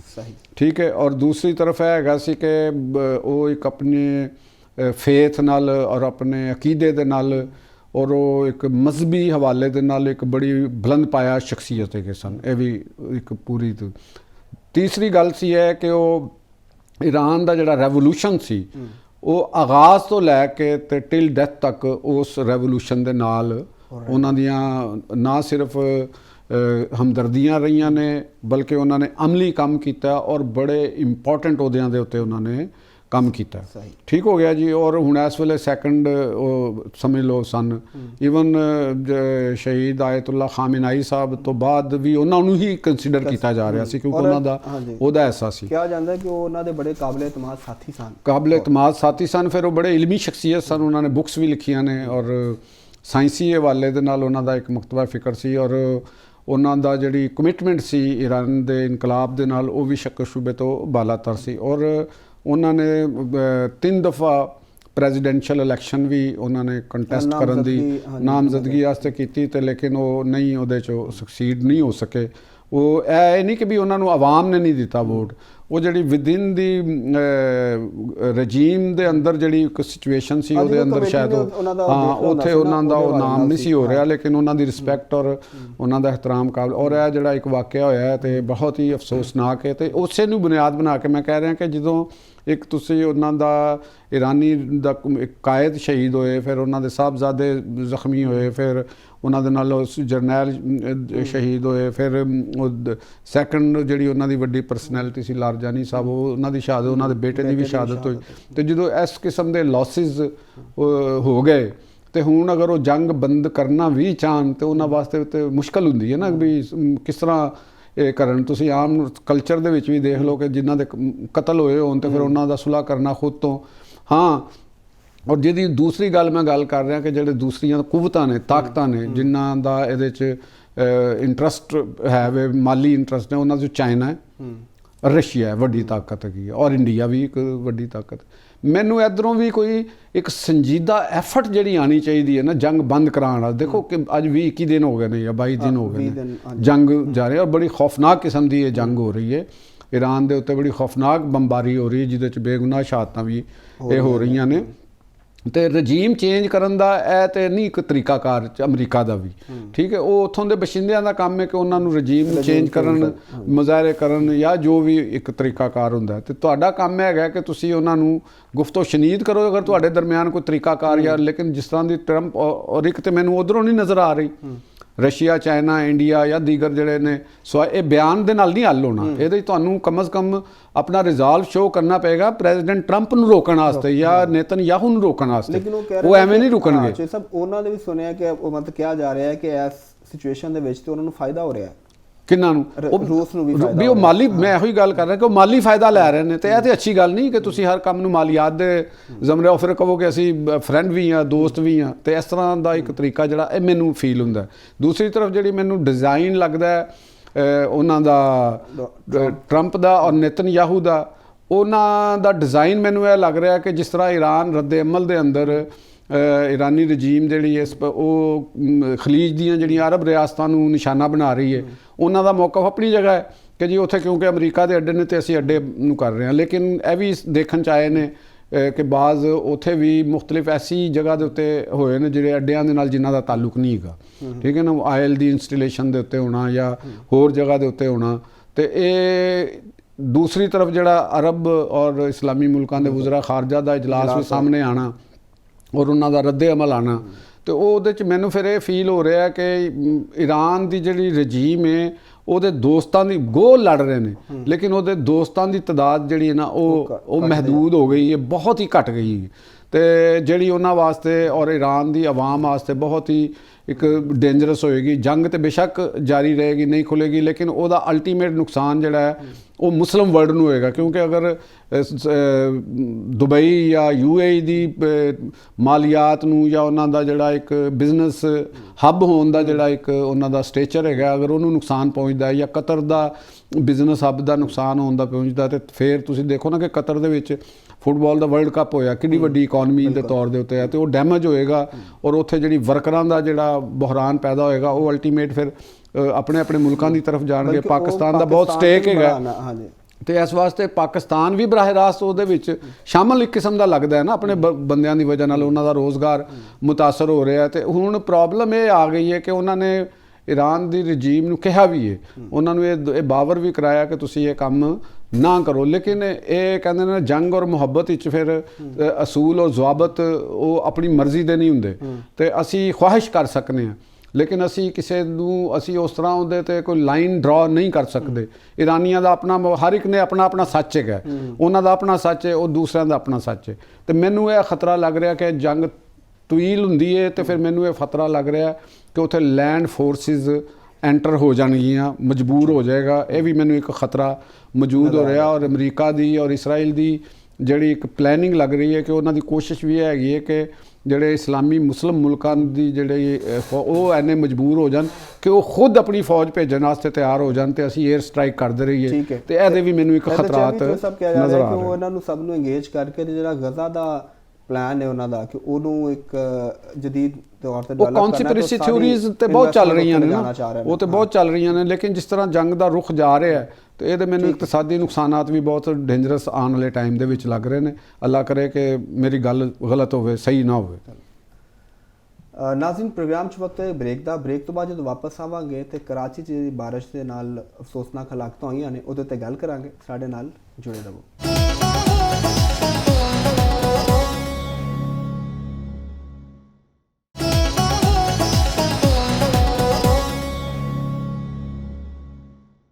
Welcome back Nazreen.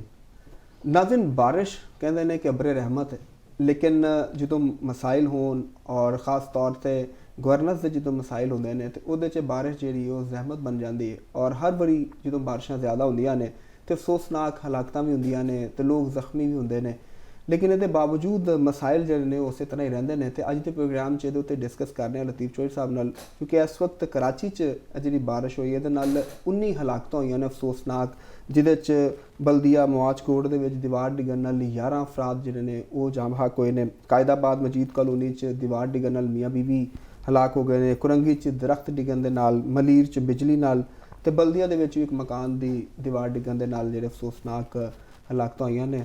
ਸ਼ੋਰ ਸਾਹਿਬ, ਹਰ ਵਾਰੀ ਬਾਰਿਸ਼ ਜਦੋਂ ਹੁੰਦੀ ਹੈ ਤੇ ਹਲਾਕਤਾਂ ਆਉਂਦੀਆਂ, ਕਿਤੇ ਘਰ ਬਸੀਦਾ ਨੇ ਬਿਲਡਿੰਗਸ ਡਿੱਗਣ ਨਾਲ, ਕਿਤੇ ਖੰਭਿਆਂ ਦੀ ਵਜ੍ਹਾ ਤੋਂ, ਕਿਤੇ ਦਰਖਤ ਡਿੱਗਣ ਤੋਂ। ਤੇ ਇਹ ਤੁਸੀਂ ਇਸ ਸਾਰੀ ਸਿਚੁਏਸ਼ਨ ਨੂੰ ਗਵਰਨੈਂਸ ਤੇ ਨੂੰ ਅਸੀਂ ਫੇਲੀਅਰ ਹੀ ਕਵਾਂਗੇ, ਮਸਾਇਲ ਕਵਾਂਗੇ, ਕੀ ਕਵਾਂਗੇ? ਦੇਖੋ, ਇਹਦੇ 'ਚ ਤੇ ਕੋਈ ਸ਼ੱਕੋ ਸ਼ੁਬੇ ਵਾਲੀ ਗੱਲ ਨਹੀਂ ਹੈ। ਇਹਦੇ ਤੇ ਪਹਿਲੇ ਵੀ ਮੈਂ ਗੱਲਾਂ ਕਰ ਚੁੱਕੇ ਹਾਂ ਕਿ ਸਾਡਾ ਜਿਹੜਾ ਸਿਸਟਮ ਹੈਗਾ ਨਾ, ਇੱਕ ਤੇ ਉਹ ਸਿਸਟਮ ਦੀ ਜਿਹੜੀ ਐਫੀਸ਼ੀਐਂਸੀ ਹੈ, ਸਿਸਟਮ ਮੌਜੂਦ ਹੈਗਾ, ਇਹ ਨਹੀਂ ਕਿ ਸਿਸਟਮ ਨਹੀਂ ਹੈ। ਅਦਾਰੇ ਮੌਜੂਦ ਨੇ ਔਰ ਉੱਥੇ ਭਰਤੀਆਂ ਵੀ ਮੌਜੂਦ ਨੇ, ਬੰਦੇ ਵੀ ਮੌਜੂਦ ਨੇ ਔਰ ਸੈਲਰੀਆਂ ਵੀ ਜਾ ਰਹੀਆਂ ਨੇ। ਸਟ੍ਰੇਨ ਹੈਗਾ ਸਾਡੇ ਸਿੰਧ ਐਕਸਚੇਕਰ ਦੇ ਉੱਤੇ ਵੀ ਔਰ ਜ਼ਾਹਰ ਨੈਸ਼ਨਲ ਐਕਸਚੇਕਰ ਦੇ ਉੱਤੇ ਵੀ ਹੈਗਾ, ਔਰ ਟੈਕਸ ਪੇਅਰ ਦੇ ਪੈਸੇ ਜਾ ਰਹੇ ਨੇ। ਔਰ ਕਰਾਚੀ ਜਿਹੜਾ ਸਿਟੀ ਹੈਗਾ ਉਹ ਸਭ ਤੋਂ ਜ਼ਿਆਦਾ ਟੈਕਸ ਦੇਣ ਵਾਲਾ ਸਿਟੀ ਹੈ, ਕਾਰੋਬਾਰੀ ਸ਼ਹਿਰ, ਯਾਨੀ ਉੱਥੋਂ ਦੇ ਸ਼ਹਿਰੀਆਂ ਦਾ ਟੈਕਸ ਦੇਣ ਦੇ ਬਾਵਜੂਦ ਅਗਰ ਉਹਨਾਂ ਦੇ ਉੱਤੇ ਹਰ ਇੱਕ ਨੈਚੁਰਲ ਕੋਈ ਵੀ ਅਪਹੀਵਲ ਹੁੰਦਾ ਤੇ ਉਹਨਾਂ ਨੂੰ ਮੌਤ ਹੀ ਮਿਲਣੀ ਹੈ ਟੈਕਸ ਦੇ ਕੇ ਵੀ। ਤੇ ਮੇਰਾ ਖਿਆਲ ਹੈ ਇਸ ਤੋਂ ਵੱਡਾ ਆਲਮੀਆ ਤੇ ਕਿਸੇ ਮੁਲਕ ਦੇ ਵਿੱਚ ਨਹੀਂ ਹੋਏਗਾ, ਠੀਕ ਹੈ ਨਾ। ਔਰ ਇਹ ਸਾਡੇ ਮੁਸ਼ਾਹਦੇ ਦੀ ਗੱਲ ਹੈ, ਨਵੀਂ ਗੱਲ ਨਹੀਂ ਹੈ ਕਿ ਬਰਸਾਂ ਤੋਂ ਇਹ ਅਮਲ ਜਾਰੀ ਹੈ। ਇੱਕ ਬਰਕ ਤੁਹਾਡੇ ਸਾਹਮਣੇ ਗੱਲ ਹੈ ਕਿ ਉੱਥੇ ਕਿ ਇੱਕ ਵਾਰੀ ਬਾਰਿਸ਼ਾਂ ਦੇ ਵਿੱਚ ਪਾਣੀ ਤੇ ਇੰਝ ਆ ਗਿਆ ਜਿਵੇਂ ਸੈਲਾਬ ਹੁੰਦਾ, ਔਰ ਉਹਦੇ ਵਿੱਚ ਪੋਸ਼ ਏਰੀਏ ਜਿਹੜੇ ਨੇ ਨਾ ਉਹ ਵੀ ਡੁੱਬ ਗਏ। ਲੋਕਾਂ ਦੇ 2-2 ਮੰਜ਼ਲਾਂ ਦੇ ਜਿਹੜੇ ਥੱਲੇ ਬੇਸਮੈਂਟਾਂ ਸਨ ਉੱਤੇ ਉਹ ਡੁੱਬ ਗਏ। ਤੇ ਸਾਡੇ ਸਿਸਟਮ ਜਿਹੜਾ ਉੱਥੇ ਦਾ ਸਿਸਟਮ ਸੀ, ਉਹ ਸਿਸਟਮ ਦੇ ਅੰਦਰ ਕਿੰਨੀ ਕੀ ਸਲਾਹ ਹੋਈ, ਉਹਦੇ ਉੱਤੇ ਦਾਅਵੇ ਕਿੰਨੇ ਕੁ ਹੋਏ, ਉਹ ਵੀ ਸਾਡੇ ਸਾਹਮਣੇ ਮੌਜੂਦ ਨੇ ਔਰ ਕਰਾਚੀ ਦੇ ਸ਼ਹਿਰੀਆਂ ਦੇ ਉੱਤੇ ਵੀ ਮੌਜੂਦ ਨੇ। ਔਰ ਕਰਾਚੀ ਦੀ ਨੁਮਾਇੰਦਗੀ ਵੀ ਦੇਖੋ MQM ਨੇ ਵੀ ਉੱਥੇ ਨੁਮਾਇੰਦਗੀ ਕੀਤੀ ਹੈ ਔਰ ਅੱਜ ਵੀ ਕਰ ਰਹੇ ਨੇ। ਉੱਥੇ PTI ਦੇ ਨੁਮਾਇੰਦਗੀ ਵੀ ਕੀਤੀ, ਭਰਪੂਰ ਨੁਮਾਇੰਦਗੀ ਸੀ PTI ਦੀ। ਔਰ ਪੀਪਲਸ ਪਾਰਟੀ ਦੀ ਤਾਂ ਨੁਮਾਇੰਦਗੀ ਹੁਣ ਤੇ ਉੱਥੇ ਮੁਸਲਸਲ ਉਹਨਾਂ ਦੀ ਤੀਸਰੀ ਟਰਮ, ਬਲਕਿ ਸ਼ਾਇਦ ਚੌਥੀ ਚੱਲ ਰਹੀ ਹੋਏਗੀ ਟਰਮ ਉਹਨਾਂ ਦੀ, ਤੇ ਇਹ ਚੱਲ ਰਹੀ ਹੈ। ਤੇ ਔਰ ਉਹ ਸਭ ਤੋਂ ਜ਼ਿਆਦਾ ਬਜਟ ਕਰਾਚੀ ਦਾ, ਯਾਨੀ ਸਭ ਤੋਂ ਜ਼ਿਆਦਾ ਬਜਟ ਕਰਾਚੀ ਦਾ। ਅਗਰ ਤੁਸੀਂ ਕਰਾਚੀ ਦਾ ਬਜਟ ਪੂਰੇ ਦਾ ਪੂਰਾ ਚਲੋ ਮਰਹਲਾਵਾਰ ਵੀ ਤੁਸੀਂ ਲਗਾਓ ਤੇ ਕਰਾਚੀ ਦੇ ਵਿੱਚ ਅੱਜ ਨਾ ਪੀਣ ਦੇ ਪਾਣੀ ਦਾ ਮਸਲਾ ਹੋਣਾ ਚਾਹੀਦਾ ਸੀ, ਨਾ ਉੱਥੋਂ ਦੇ ਸੀਵਰੇਜ ਦਾ ਮਸਲਾ ਹੋਣਾ ਚਾਹੀਦਾ ਸੀ, ਤੇ ਨਾ ਉੱਥੇ ਇਲੈਕਟ੍ਰਿਸਿਟੀ ਦਾ ਮਸਲਾ ਹੋਣਾ ਚਾਹੀਦਾ ਸੀ, ਨਾ ਉੱਥੇ ਸੜਕਾਂ ਦਾ ਟੁੱਟਣ ਭੱਜਣ ਦਾ ਮਸਲਾ ਹੋਣਾ ਚਾਹੀਦਾ ਸੀ, ਨਾ ਉੱਥੇ ਪਬਲਿਕ ਟਰਾਂਸਪੋਰਟ ਦਾ ਮਸਲਾ ਹੋਣਾ ਚਾਹੀਦਾ ਸੀ, ਨਾ ਉੱਥੇ ਟ੍ਰੈਫਿਕ ਦੇ ਮਸਾਇਲ ਹੋਣੇ ਚਾਹੀਦੇ ਸਨ, ਨਾ ਉੱਥੇ law and order the situation ਖਰਾਬ ਹੋਣੀ ਚਾਹੀਦੀ ਸੀ। ਬਿਲਕੁਲ। ਲੇਕਿਨ ਇਹ ਜਿਹੜੀਆਂ ਇਮਾਰਤਾਂ ਨੇ ਇਹਨਾਂ ਦੇ ਬਕਾਇਦਾ ਸਭ ਕੁਝ ਮੌਜੂਦ ਨੇ, ਮਹਿਕਮਾ ਨਕਸ਼ਾ ਬਿਲਡਿੰਗ ਡਿਪਾਰਟਮੈਂਟ ਮੌਜੂਦ ਹੈ, ਉਹਨਾਂ ਦੇ ਨਕਸ਼ੇ ਵੀ ਪਏ ਹੋਣੇ ਨੇ ਕਿਧਰੇ ਨਾ ਕਿਧਰੇ। ਇਹ ਜਿਹੜੀ ਸਾਡੀ ਹਰਾਮਖੋਰੀ ਹੈ ਸਾਡੇ ਅਫਸਰਸ਼ਾਹੀ ਦੇ ਅੰਦਰ, ਦੇਖੋ ਅਸੀਂ ਸਿਆਸਤਦਾਨਾਂ ਤੇ ਵੀ ਤਨਕੀਦ ਕਰਨੇ ਆ, ਲੇਕਿਨ ਸਿਆਸਤਦਾਨਾਂ ਦਾ ਕਸੂਰ ਹੈਗਾ ਕਿ ਜਦੋਂ ਹੈਲਮ ਆਫ ਦੀ ਅਫੇਅਰ ਦੇ ਉੱਤੇ ਬੈਠਦੇ ਨੇ ਤੇ ਉਹ ਇਹ ਬਿਊਰੋਕ੍ਰੇਸੀ ਨੂੰ ਇੱਕ ਚਪੜਾਸੀ ਇੱਕ ਕਲਰਕ ਤੋਂ ਲੈ ਕੇ ਤੇ ਜਿਹੜਾ ਗ੍ਰੇਡ 22 ਦਾ ਅਫਸਰ ਹੈ, ਗ੍ਰੇਡ 21 ਦਾ ਅਫਸਰ ਹੈ, ਗ੍ਰੇਡ 20 ਦਾ ਅਫਸਰ ਹੈ, ਇਹ ਦੇਖਣਾ ਚਾਹੀਦਾ ਕਿ ਇਹ ਕੌਮ ਜਿਹੜੀ ਹੈ ਆਪਣੇ ਖੂਨ ਪਸੀਨੇ ਦੀ ਕਮਾਈ ਦੇ ਵਿੱਚੋਂ ਟੈਕਸ ਅਦਾ ਕਰਦੀ ਹੈ। ਉਹਨਾਂ ਦੀਆਂ ਤਨਖਾਹਾਂ, ਉਹਨਾਂ ਦੇ ਅਲਾਉਂਸਿਸ, ਉਹਨਾਂ ਦੀਆਂ ਸਹੂਲਤਾਂ, ਉਹਨਾਂ ਦੇ ਘਰ ਦੇ ਬੱਚਿਆਂ ਦੀਆਂ ਜਿਹੜੀਆਂ ਗੱਡੀਆਂ ਵਾਸਤੇ ਉਹਨਾਂ ਨੂੰ ਇਹ ਦਿੰਦੇ ਨੇ, ਤੇ ਉਹਦੇ ਜਵਾਬ ਦੇ ਵਿੱਚ ਕਿਆ ਉਹ ਆਪਣੇ ਜਿਹੜੀ ਕਨਸਟੀਟਿਊਸ਼ਨਲ ਓਬਲੀਗੇਸ਼ਨਸ ਨੇ, ਜਿਹੜੀਆਂ ਆਈਨ ਕਾਨੂੰਨ ਦੀਆਂ ਜਿਹੜੀਆਂ ਓਬਲੀਗੇਸ਼ਨਸ ਨੇ ਉਹ ਪੂਰੀਆਂ ਕਰਦੇ ਨੇ, ਔਰ ਬੜੀ ਡਟਾਈ ਦੇ ਨਾਲ ਉਹ ਆਪਣੇ ਦਫ਼ਤਰਾਂ ਦੇ ਵਿੱਚੋਂ ਬੈਠੇ ਰਹਿੰਦੇ ਨੇ ਬਾਰਿਸ਼ ਦੇ ਵਿੱਚ। ਲੋਕ ਮੈਂ ਹੁਣ ਦੇਖੋ ਇਹ ਗੋ ਨੋ ਡਾਊਟ ਕਰਾਚੀ ਦੇ ਅੰਦਰ ਜਿਹੜਾ ਮੈਨੂੰ ਇਹ ਪਤਾ ਚੱਲਿਆ ਕਿ ਜੀ 100 ਕਿਲੋਮੀਟਰ ਪਰ ਆਰ ਦੀ ਰਫ਼ਤਾਰ ਦੇ ਨਾਲ ਉੱਥੇ ਆਂਦੀ ਚੱਲੀ ਹੈ। ਹਾਂ, ਤੇ ਲੇਕਿਨ ਅਗਰ ਅਸੀਂ ਇਹਨੂੰ ਅਸੀਂ ਤਰੱਕੀ ਯਾਫਤਾ ਮੁਲਕਾਂ ਦੀ ਤਰਫ ਨੂੰ ਦੇਖਦੇ ਹਾਂ, ਈਵਨ ਅਸੀਂ ਆਪਣੇ ਹਮਸਾਏ ਮੁਲਕ ਬੰਬੇ ਦੀ ਤਰਫ ਦੇਖਦੇ ਹਾਂ, ਤੇ ਜਿਹੜੇ ਯੂਰਪ ਦੇ ਮੁਲਕ ਨੇ ਦੇਖਦੇ ਹਾਂ ਜਾਂ ਖਲੀਜ ਦੇ ਮੁਲਕ ਨੇ ਉਹਨਾਂ 'ਚ ਦੇਖ ਰਹੇ ਹਾਂ, ਉੱਥੇ ਵੀ ਹਵਾਵਾਂ ਇੰਝ ਹੀ ਚੱਲਦੀਆਂ ਨੇ, ਉੱਥੇ ਵੀ ਬਾਰਿਸ਼ਾਂ ਇੰਝ ਹੀ ਹੁੰਦੀਆਂ ਨੇ, ਠੀਕ ਹੈ ਨਾ। ਤੇ ਲੇਕਿਨ ਉੱਥੇ ਤੇ ਇਸ ਤਰ੍ਹਾਂ ਦੀ ਸਿਚੁਏਸ਼ਨ ਨਹੀਂ ਹੁੰਦੀ ਜਿਸ ਤਰ੍ਹਾਂ ਦੀ ਇੱਥੇ, ਔਰ ਇਹ ਬਰਸਾਂ ਤੋਂ ਜਾਰੀ ਹੈ। ਹੁਣ ਉਹਦਾ ਕਸੂਰ ਕਿਹਦਾ ਹੈ? ਉਹ ਵੀ ਸਾਨੂੰ ਸਾਰਿਆਂ ਨੂੰ ਪਤਾ ਕਿ ਕਸੂਰ ਤੁਸੀਂ ਜਿਹੜੇ ਸਿਸਟਮ ਨੂੰ ਚਲਾਉਣ ਵਾਲੇ ਨੇ ਉਹਨਾਂ ਦਾ ਕਸੂਰ ਹੈ। ਦੇਖੋ ਕਿੰਨਾ ਜ਼ੁਲਮ ਹੈਗਾ ਕਿ ਅਗਰ ਕੱਚੇ ਘਰ ਡਿੱਗਦੇ ਪਏ ਨੇ, ਉਹ ਕੱਚੇ ਘਰ ਤੁਸੀਂ ਕਿਉਂ ਬਣਨ ਦਿੱਤੇ ਨੇ? ਇਹਨਾਂ ਨੂੰ ਤੁਸੀਂ ਮੇਰੀ ਇਨਹਿਊਮਨ ਸੋਚ ਵੀ ਕਹੋਗੇ, ਲੇਕਿਨ ਸਵਾਲ ਹੈਗਾ ਕਿ ਕਾਨੂੰਨ ਹੈਗਾ, ਕਾਨੂੰਨ ਤੇ ਅਮਲ ਹੋਣਾ ਚਾਹੀਦਾ।